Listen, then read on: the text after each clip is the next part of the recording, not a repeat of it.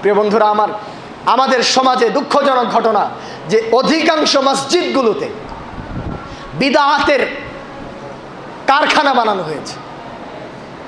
আমার সৌভাগ্য হয়েছে বিভিন্ন মসজিদগুলোতে যাওয়ার, দেখেছি, অবস্থা জেনেছি, খুবই দুঃখ পেতে হয়, কষ্ট লাগে। আপনাদের এখান থেকেই দাওয়াত পেয়েছিলাম যে এখানকার কিছু ভাইয়েরাও এখানে সালাত পড়েন। এই পাশেই এক এলাকায় গত মাসখানেক আগে একটা খুতবা দেওয়ার সুযোগ হয়েছিল। সেই মসজিদে প্রথমবারের মতো বাংলায় দাঁড়িয়ে খুতবা দেওয়া শুরু করলাম। দাঁড়িয়ে যেই খুতবা আরবিতে পড়া হয় সেটা বাংলায় দেওয়া শুরু করলাম। সাহস করলাম, আল্লাহর কাছে সাহায্য চাইলাম, হয়ে গেল আলহামদুলিল্লাহ। তো দাঁড়িয়ে বাংলায় খুতবা দিয়েছি এবং বলেছি কেন বাংলায় খুতবা দিতে হবে। মানুষ বুঝতে পেরেছে আশা করি আলহামদুলিল্লাহ। সুন্নতি সিস্টেমে সালাত পড়েছি, পিছনে কেউ পড়ে না। যা যা করার সুন্নতিভাবে করেছি আলহামদুলিল্লাহ, সব ঠিক আছে। মানুষের জ্ঞানের কি অবস্থা আপনাদের একটু বোঝানোর চেষ্টা করি। সব ঠিক আছে, বাংলায় খুতবা দেওয়া হয়েছে, কোনো সমস্যা নাই। নামাজের সিস্টেম তাদের সাথে আমার মিলে না। আমি রাসূলুল্লাহ সাল্লাল্লাহু আলাইহি ওয়াসাল্লামের হাদিসে বলে দেওয়া সিস্টেমে সালাত আদায় করেছি, কোনো সমস্যা নাই, সব ঠিক আছে। নামাজ শেষ হলো, সালাত শেষ হলো, এখন মুনাজাতের পালা। তা আমি মুনাজাত করিনি ভাই, কিছু ভাই এখানে আছেন তারা জানেন, তারা গিয়েছিলেন, মুনাজাত করি নাই। ওখানকার যিনি রেগুলার ইমাম তিনি মুনাজাত করে দিয়েছেন, আমি বসেছিলাম। মুনাজাত শেষ করার পরে আমি যখন দাঁড়িয়ে গেলাম সুন্নাত পড়ার জন্য, মসজিদের অবস্থা হয়ে গেল গরম। সবাই না, কিছু ভাই বলে বসলেন যে হুজুর মুনাজাত করলো না কেন, এটা হবে না, মানে মুনাজাত করলো না কেন, এই ধরনের একটা বক্তব্য। আমি সবর করলাম, সালাত কন্টিনিউ করলাম। অবস্থা একটু বেগতিক হলো আলহামদুলিল্লাহ, বাকিরা বুঝতে পারলেন এটা আহামরি কোনো বিষয় না, শেষ হয়ে গেল। যখন খাবার গ্রহণ করলাম, অনেক দিনী ভাইয়েরা বসলেন, যাদের মনে অনেক সন্দেহ ছিল, ওখানকার কিছু গণ্যমান্য ভাই ব্রাদার তারা আসলেন, এসে জিজ্ঞেস করলেন আপনি মুনাজাত করেন নাই কেন। এটা একাধিক ব্যক্তি জিজ্ঞেস করেছেন, কয়েকজন, 4-5 বার হবে। আমি 4-5 বারই জবাব দিয়েছি কেন আমি মুনাজাত করিনি, না করেই দাওয়াত দিয়েছি আলহামদুলিল্লাহ। 4-5 বার উত্তর দেওয়ার পরেও আরেক ভাই বলছেন যে আপনার সব ঠিক ছিল, বক্তব্য ঠিক আছে, সবাই পছন্দ করেছে আলহামদুলিল্লাহ, বয়ান ঠিক আছে, কিন্তু মুনাজাত না করেই তো আপনি বিদআত করে ফেললেন। আমি এই কথাটা বলার জন্য গল্পটা বললাম যে আমাদের মসজিদগুলোতে মুসল্লিদেরকে কিভাবে অন্ধ বানিয়ে রাখা হয়েছে, যে কোনটা বিদআত আর কোনটা সুন্নাত এটাই তারা বুঝে না। বলে যে আপনি সব 5 বার উত্তর দিয়েছি, কিন্তু তার আগে বলতেছি আমি 5 বার উত্তর দিয়েছি, তারপরে বলছে যে সব ঠিক আছে, মুনাজাতটা না করেই তো আপনি বিদআতটা করলেন। তারপরে আবারও উত্তর দিলাম। আরেক ভাই বললেন যে আপনি যদি আমাদের সাথে একটু আপোষ করতেন, মুনাজাতটা শুধু একটু করে দিতেন, করে দিয়ে আমাদের মধ্যে আসতেন, আমাদের অনেক উপকার হতো। আলহামদুলিল্লাহ, ভালো কথা বলেছে।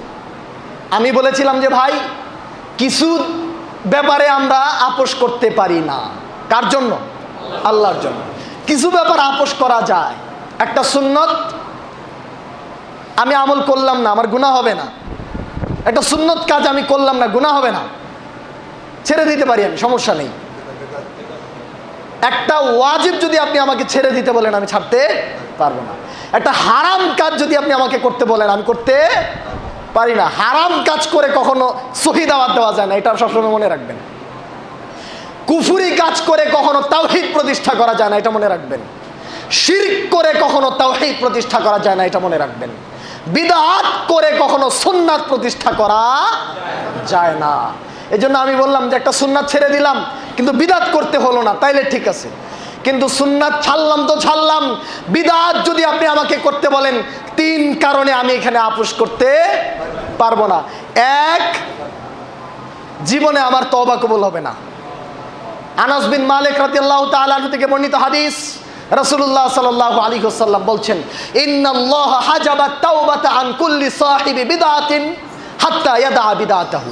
প্রত্যেক বিদআতি ব্যক্তির তওবার দরজা আল্লাহ রাব্বুল আলামিন বন্ধ করে দেন, পর্দা ফেলে দেন। যতক্ষণ না বিদআত ছাড়বে তওবা কবুল হবে না। তো আমি কিসের দাওয়াত দিব? আমার তাওবাই তো কবুল হবে না। 2 নম্বর কারণ, যে কারণে আমি বিদআতের সাথে আপোষ করতে পারি না, সেটা কি? সহিহ বুখারীর হাদিস, কিয়ামতের দিন এক শ্রেণীর মানুষ তারা হাউজে কাউসারের পানি পান করতে যাবে। আল্লাহ রাসূল সাল্লাল্লাহু আলাইহি ওয়াসাল্লামের কাছে যাবে, তিনি তাদেরকে চিনতে পারবেন যে এরা আমার উম্মত। ওযু করেছে, সালাত পড়েছে, নূর চমকাচ্ছে। তিনি তাদের পানি পান করাতে চাইবেন, আল্লাহ তাআলা তাদের মাঝখানে পর্দা ফেলে দিবেন। জিজ্ঞেস করা হবে, আল্লাহ রাসূল বলবেন এরা তো আমার উম্মত। আল্লাহ রাব্বুল আলামিন বলবেন তুমি জানো না তোমার অবর্তমানে এরা কি করেছে? এ নবী তুমি জানো না মা গায়্যারু বাদাক, তোমার পরে এরা কি পরিবর্তন এনেছে দিনের মধ্যে। বিদআতীদের উদ্দেশ্যে কথা। তো আমাকে হাউজে কাউসারের পানি পান করা থেকে বঞ্চিত করা হবে, দূর দূর করে তাড়িয়ে দেওয়া হবে। আল্লাহ রাসূল সাল্লাল্লাহু আলাইহি সাল্লাম বলবেন তখন যে সুহকান সুহকান লিমান গায়্যারা বাদি, আমার অবর্তমানে যারা আমার দিনকে পরিবর্তন করেছো, আমি যেই দিন রেখে এসেছিলাম আল্লাহর কাছ থেকে নিয়ে এসে ওটাকে যারা পরিবর্তন করেছো, বিকৃত করেছো, তারা আজকে দূর হয়ে যাও।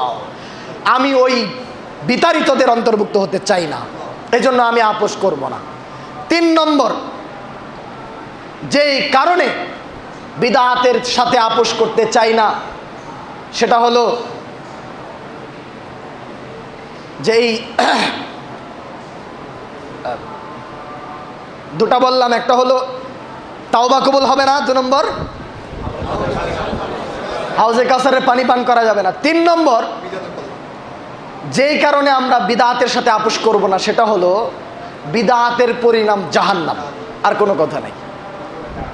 আল্লাহ রাসূল সাল্লাল্লাহু আলাইহি ওয়াসাল্লাম বলছেন, আমরা খুতবার শুরুতে পাঠ করি কুল্লু মুহদাসাতিন বিদআহ, প্রত্যেক নব আবিষ্কার বিদআত, ওয়া কুল্লু বিদআতিন দালালাহ।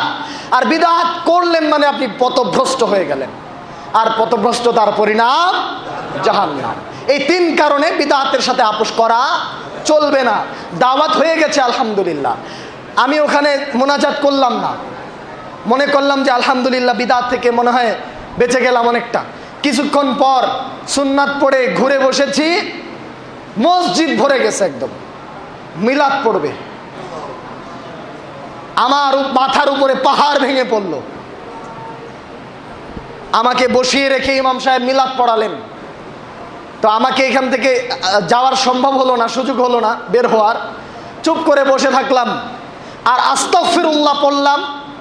কতবার পড়েছি আমার আল্লাহ জানে। আল্লাহ যদি আমাকে হেফাজত করে, আমি বলছিলাম আল্লাহ আমি এদের দলের না, যদি এখানে কোনো গজব আসে আল্লাহ তুমি আমাকে হেফাজত করি, আমি এদের দলে না, এই বিদআতীদের দলে আমি নাই।